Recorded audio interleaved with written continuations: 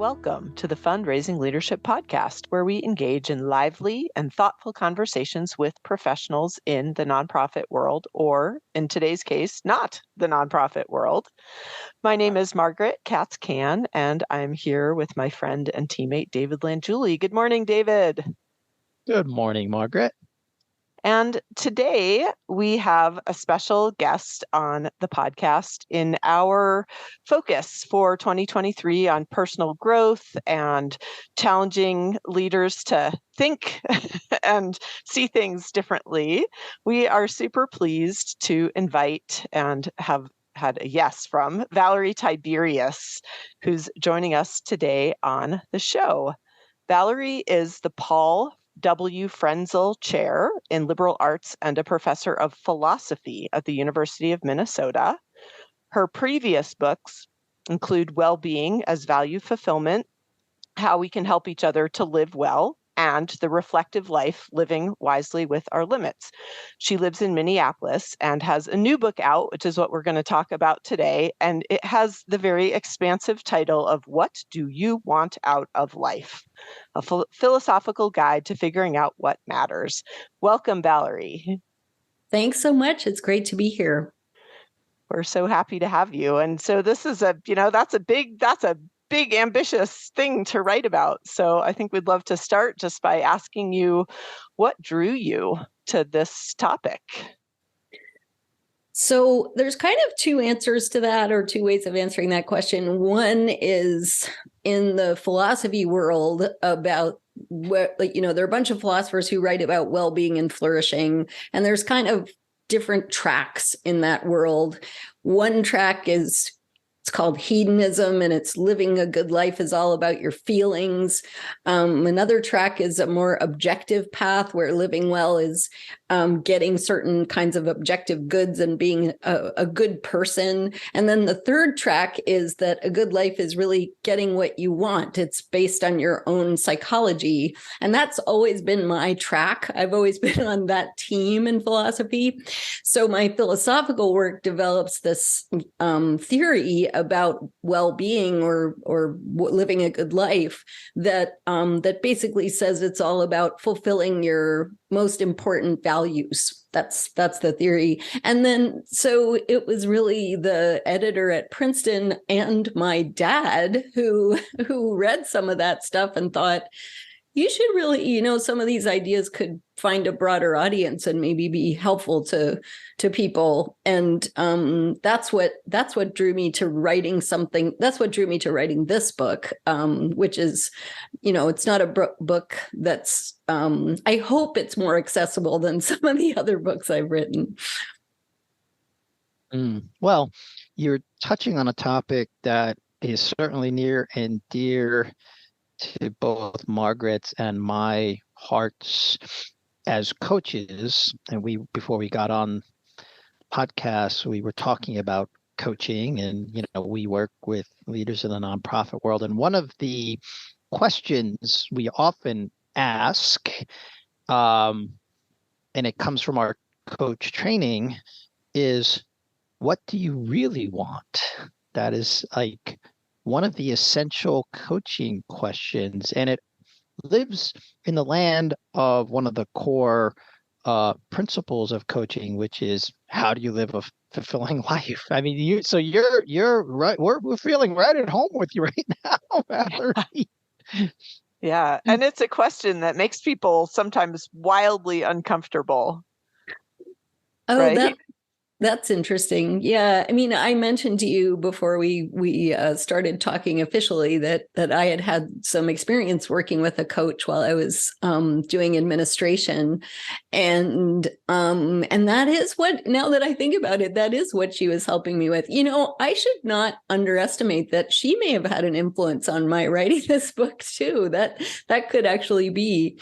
I guess I think that there's a level at which if you ask people what their values are, they know. And psychologists who do studies about values, they give people surveys and they ask people what their values are, and people have answers. They say, family and health and meaningful work and security, financial security. they say those things. So there's a sense in which people do know what they really want. But I think we don't often know very specifically what we really want. So we have these vague, like big, general, abstract ideals that we're moving towards. But what we don't know is, well, what does that mean in my life? Like, what kind of work, and what about work? What kind of family, and how do I want to uphold the value of family by being a stay-at-home parent, or, getting married, or having a chosen family, or there's so many options. So that's the part for me where I think we need help and some like honest reflection. I don't know if that fits your experience as coaches, but yeah, I think it does quite a lot. Yeah, there's even when people choose a word, perhaps that's a value, as you've just sort of said, oh, let's say that I value family. Well, even that you'd think, okay, sure, family, but there's 2,700 ways that can have different meanings to different people, right? As you say, it can be. Sorry if I No, that's interrupted okay. you. I mean, right. It can be that I value my extended family. I value my children. I value my partner. I value, the ideals of family as I define them. So yeah, just nothing is clear until we double click on it, I think. Exactly. Right. And I think people also I see this in my students. People can tend to make mistakes about which values are ultimate and important for their own sake, and which ones are just a means to getting something else. Like this is, I think, an issue with money. So a lot of students, in fact, I did this with my students recently. I was asking them about their career choices and what their considerations were. Money was right up there for all of them. But of course, money's important for what it can get for us, not for its own sake. And that, I think that's important to recognize. Same thing with status. Status recognition, it's not clearly important for itself. It's important because of, what it enables you to do, or how it makes you feel, or something like that. And that I think is an important thing to sort out, especially when it comes to money, because we're such a money-focused culture. Yeah, you talk a Well, little and bit. since we deal with a lot of the folks in the audience are fundraisers, either outright, they lead fundraising teams, or they lead organizations where fundraising is essential to the mission of the organization. And embedded in what I just said is highlighting your point, is that fundraising is not the reason why, or money is not the reason why the organization exists. It's what does the organization do with the money that is why people give. Absolutely. And when I was department chair, one of my roles was fundraising for the department. Now, I didn't have to, my role was to have lunch with alumni who might be interested in making donations to the college or the department. Turned out that was really fun. I thought that would be a terrible, I was kind of nervous about doing that, but there's such awesome people, these successful university philosophy graduates who've gone on to do great things with their life and want to give back to the university. Those people turn out to be fantastic people. And it was interesting to see that, they want their money to go to something meaningful to them. And they're at the point in their lives where they can, they don't need everything that they have for the things they want to do for themselves. And so they're looking for some way to make a difference. And they want to connect to important values like educating young people and supporting programs that they think are good for their own sakes. So it is that money is always an instrument to the next thing. Yeah, I love what you're saying. And, it gives us permission right? As you know, you talk about philanthropists and people who get the opportunity to clarify through their donations, maybe to continue to clarify and hone in on what their values are. But one of the things that you wrote about that that I enjoyed or found a little bit evocative and resonant is this idea that sometimes we consider something a value, but it really isn't. It's something that was taught to us. And you cite the memoir Educated, which I also read, by Tara Westover, and this idea of how we can sometimes get trapped a little bit by things we think are values, but maybe aren't our values, but were our parents' values. Can you say a little bit more about that? For sure. I see that a lot with students, maybe because I teach philosophy, which is not the major that parents want their students to have. Unfairly, a bit unfairly, Not STEM. I think. But I mean, we can all agree. Yeah. yes. But I have talked to a lot of students whose parents want them to be pre-med and whose parents want them to be doctors or lawyers or maybe accountants. And they have no passion for it. They can't, they're bored out of their heads in those classes. And they come into philosophy and they think, oh, I love this. And so I think, that's a case where, and it's not just college students who have these experiences, but we grow up thinking that this is your path and this is what a good person does. And that path might not suit who you are. It might not fit your psychology because, we're different from each other. So even if your father and mother are both doctors or both lawyers, you might be the kind of person who, faints at the sight of blood, isn't interested in anatomy, doesn't like arguing with people. So I think we really have to tune into what we're like, especially what our emotional dispositions are, in order to find like the specific values that really work for us. Yeah. David, did you have any of those when you began to clarify your values, things that you're like, maybe not? Well, I did get some good coaching as I was, we do a lot of work around values, Valerie, in our coach training. We get explicit training on how to tease out clients' values. And I remember when I was going through coach training and working with a coach myself, I did sort of distinguish, especially the value around family. It's another one. We talked about money. Well,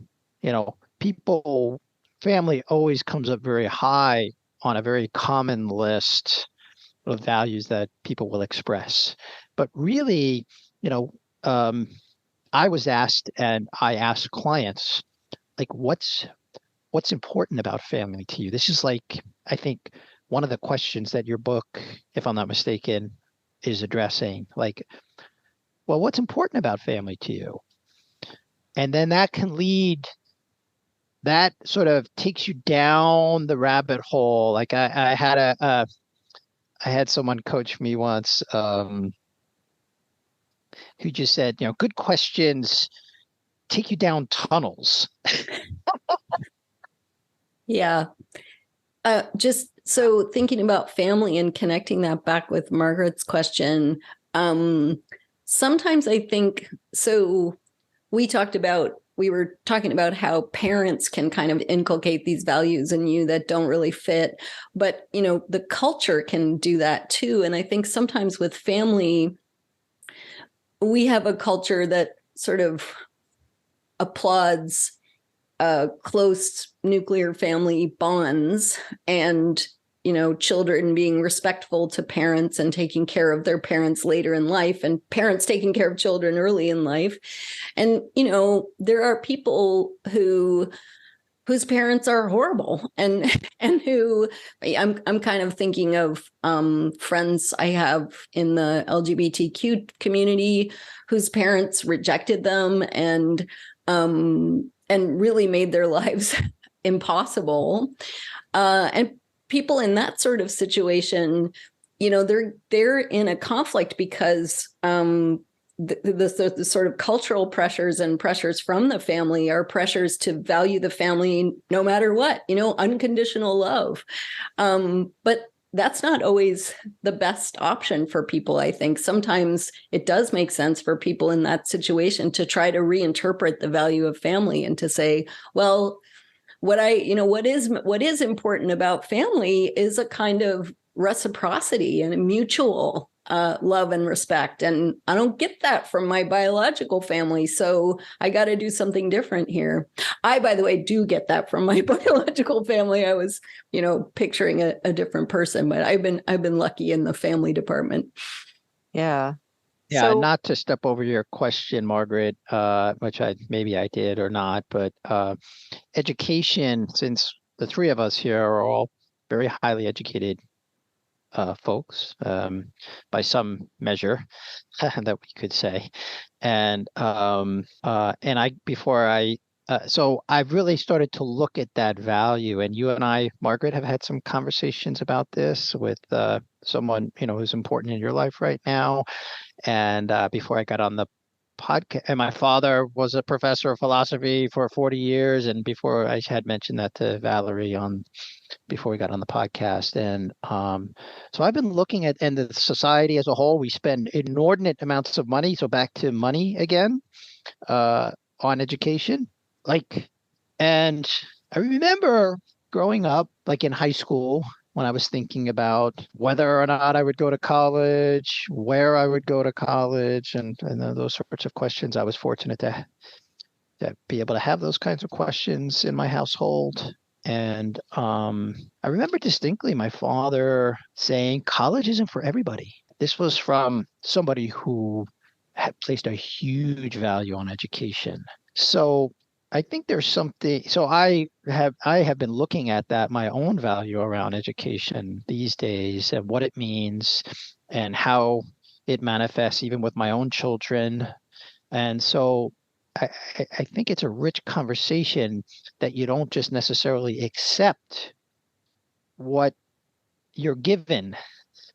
And I was very grateful that I had two parents who encouraged me not to question everything. Now, of course, that made for very lively dinner conversations that most people, when they came over for dinner, didn't like to come back to our house. That's really interesting. So your dad was a good dad, it sounds like. I mean, my dad was also, my dad's still alive, but he's retired now. He's also a very good dad.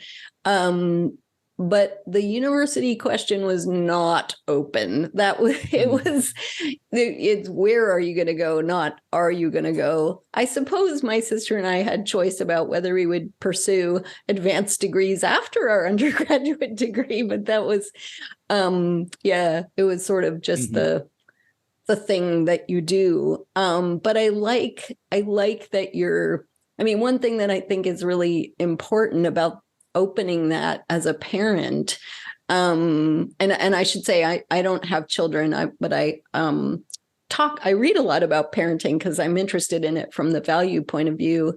But one thing that's really great about that is I think people's values have to fit them. And so if you're a parent or even a friend or a spouse or whatever kind of relationship you have with another person, if you're trying to help them, I think you need to have a little bit of humility and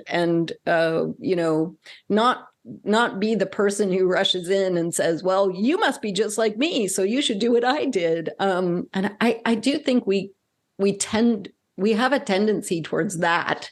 And it sounds like your dad really didn't, which is great. Are you emulating his parenting with your own kids?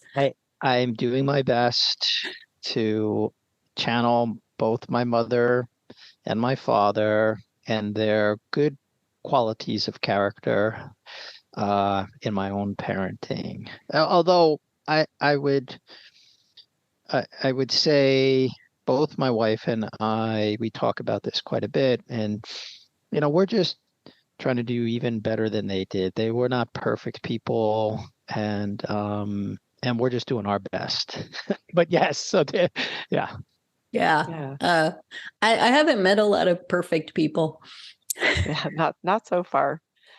And I'm sort of curious, listening, and it sounds like, David, for you, education has been a value that's been a constant, and that, maybe it's meant different things as you looked at college and as you, went through that process with your daughters to think about that. Mm-hmm. But I would say my experience with values, like if you had asked me to list my 5 top values when I was 20 or 30 or 40, like they would have been a completely different list. Like I don't actually know that I have values that have been consistent, and sometimes I have values that I keep. I have a little card here that has my 5 most current values, and some of them are aspirational. Mm-hmm. It's actually about a quality of self that I want to invoke more of. Right. That's really interesting. So do you find, do you have some consistency in terms of like work and family and health maybe, but that the values that you're focused on are the ones that change? I'm going to say, I'm just realizing like, wow, I don't think I did it wrong at all, but my values that's nothing structural. It is wholly ways that I aspire to show up in the world. They are purely things about how I interact with humanity. And so, do I value education? I do. My children went to college. I went to college like you, Valerie. It wasn't an if. it was a where, and you better get enough grades to make it someplace good. But mine are, and I have it. I have it here. There are things more, aliveness, creativity, being present, being accepting, being courageous. So there are more ways about So I'm going to me. pause you there, Margaret, because I know you well enough, and I don't think you're giving yourself enough credit because I know how creative you are. So I would say, at least when I heard that one, it's not aspirational for you. You're living it. Yeah. Okay, that's fair. So these values came to me when I began my coach training, which was a period of great transition. And I'm pretty sure had you asked me to define my values, which I never did, by the way, a year earlier, they would have been, softness, compassion, service. And it's not that I don't value those things. It was like I had those handled, but right. I didn't have a lot of creative I think that's outlets. important. I think that's important because you mentioned health, Valerie, which is also another health. We could say health and well-being, but let's just say health.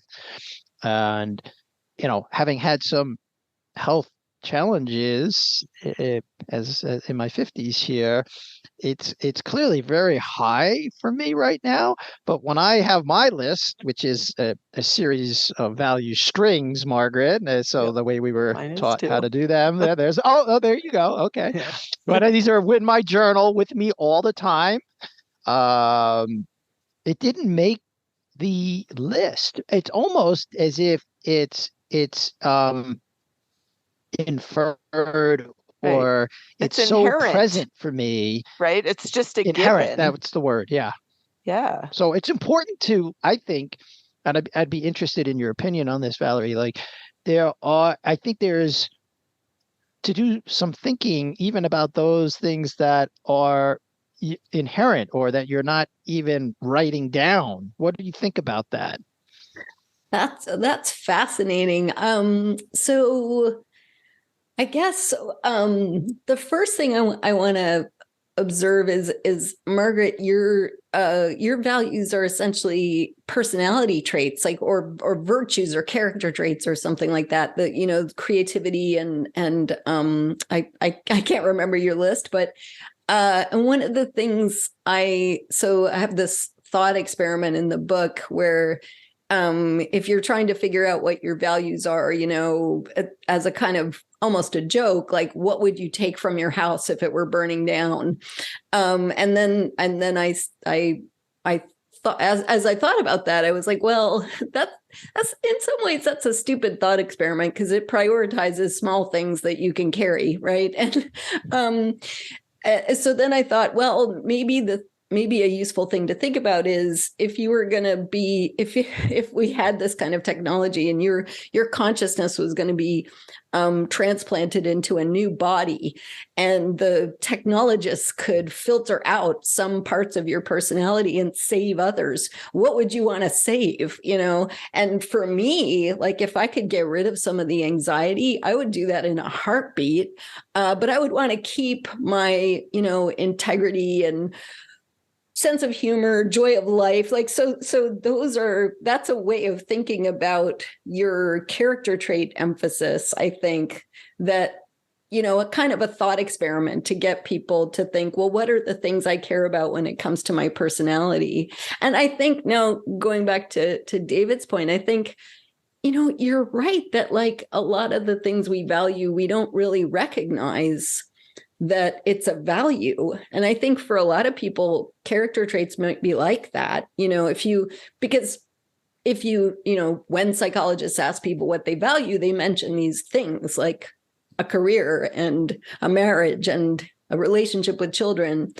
They don't talk about sense of humor and integrity and creativeness, but they could if prompted. And so I think, that's a really neat thing about what you're telling me about coaching, that it encourages people to think, to dig up and acknowledge the things that they value, even if they're not the thing that you would put on your list right away. Yeah, I think one of the things certainly about the style of coaching that David and I both value is our culture is very good at the doing, and it's very important, right? What we do, our to-do lists, but we try to add some weight to the being part of the equation for clients who get sometimes overly stuck, or culture has pushed them into an overemphasis on doing things. And being, how to be, that's something we almost always have more control over than That's the doing. really cool. Yeah, I do. So I talk about that in the book, but I emphasize the doing more. Now I got to rewrite it. And well, this is the next edition, the revised and improved version. For sure. I do. Margaret and I do talk a lot about work with our clients on, even on our training, the ontology of leadership as opposed to the doing of leadership, ways of being, which I think are more aligned in a more helpful way with this conversation around values. But I wanted to come back to something you said about anxiety for a moment, because I think it addresses the chapter that we're sharing with the audience. It's a topic that Margaret and I talk about a lot, which is like there are certain aspects, like our anxiety, for example, that we might wish were not there, or we resist, the fact that we have anxiety. In some senses, every aspect, I hold this, that especially around anxiety, and there's a lot of good research now on anxiety, like it serves a useful purpose. So even when you're looking at your life, wishing that certain things were not the way they are, we talk about seeing the gift or opportunity in some of these situations, personality traits. For me, 40 plus years of struggling with depression, like would I wish my life was free of that? Yes, I have wished every day, every week, every month, every year of my life that I was free of this. And yet there is some purpose in it that I've come to relish or appreciate, in that now I get to work with others, not as a therapist, but I'm an example of someone who can work through it and still live a very fulfilled life. So I offer that back to you. I'm curious about your thoughts on that. Yeah, that's really interesting. So depression seems less I'm sorry you've had to live with it. Depression seems less like it has a good side than anxiety. Although I guess you can learn things from the experience. But I was thinking about something very similar when I was talking to somebody yesterday about the anxiety that I've had in my life and being diabetic. So there's a way in which being an anxious person is partly why I'm healthy now, because I was always worried about taking my shots and managing my diet and making sure I got exercise. And so now I did benefit from that. And I think so I can relate to that point you were making. But I also think, personality is sticky. I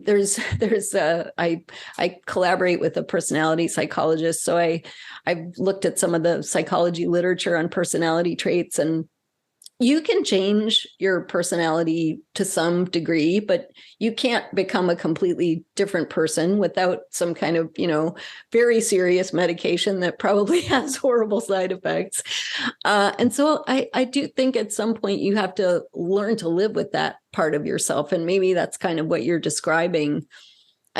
Sometimes are the traits that we have that we don't really like, if we witness them in a friend, it would be one of those things where, oh, that's annoying. But I still love that person. And I think we can take that attitude towards ourselves. I think we tend to have a kind of myth that we have ultimate control over our own attitudes towards things. And we certainly have some control, but I don't know, in my experience, no matter how much I've tried to be less of this or more of that, some of it just is what it is, and it's not going anywhere. Right. And that's the point of the chapter, or at least one of the points you make in the chapter that you shared: acceptance. And acceptance. And I do think laughing at yourself, having a sense of humor about it is important. And that what you said right at the beginning, David, that things are not that serious. I mean, some things are very, very serious, but being a little bit more of a anxious person than I would like is not like the war in Ukraine. Mm-hmm. Thanks, Valerie. You've given just in the last minute, like, several things for our listeners to think about and try. And I'm just gonna do a little recap, because I heard, there's an invitation to see the I'm going to call them quirks, but those personality traits in ourselves in the same way that we would hold them lovingly in a friend, and to find some humor. And would love to just invite you, before we close, are there any other things that you'd love to invite our listeners to think about or try? Yeah, I guess, as a person who wrote a book called The Reflective Life, the past book, I do think it's a useful thing not to reflect all the time, but to have an occasional moment where you reflect on what really matters to you. And you you sort of do an accounting of your time, think about the last week or month, and how much of your time do you spend doing things that contribute to the things that really matter to you in an important way, versus how much time are you spending on things that are, just merely instrumentally important or not really something that you actually care about. So I think that's a useful exercise, which it sounds like is pretty consonant with the values work that you guys do. Yeah. Wonderful. So the name of Valerie's newest book is What Do You Want Out of Life? A Philosophical Guide to Figuring Out What Matters. And is it out? Is it available? It is. Yep. Okay. It's available. We're gonna link to it in the show notes if people are interested in getting themselves a copy of that. And we just want to say thank you to Valerie for great thought-provoking conversation. Thank you. This was really fun. Great. This podcast, and sorry, before I finish, David, thank you too. Anything else you want to add? Thank you, Margaret. Okay. Don't worry, I didn't take it personally. Another thing I've learned how to live a happy life is not to Yes. take anything personally. All right. Now, taking it home. This podcast is brought to you by Fundraising Leadership. We provide unique coaching and training programs to grow nonprofit leaders. Please subscribe. If you haven't already, you can find us wherever you listen to podcasts. And if you're enjoying the show, you can help us continue to bring thoughtful content with a one-time contribution. This supports our production costs and keeps the show ad-free. Please contribute today using the link in the show notes. And if you do, you will receive one or more of our highly acclaimed online courses. Now, go put it into practice.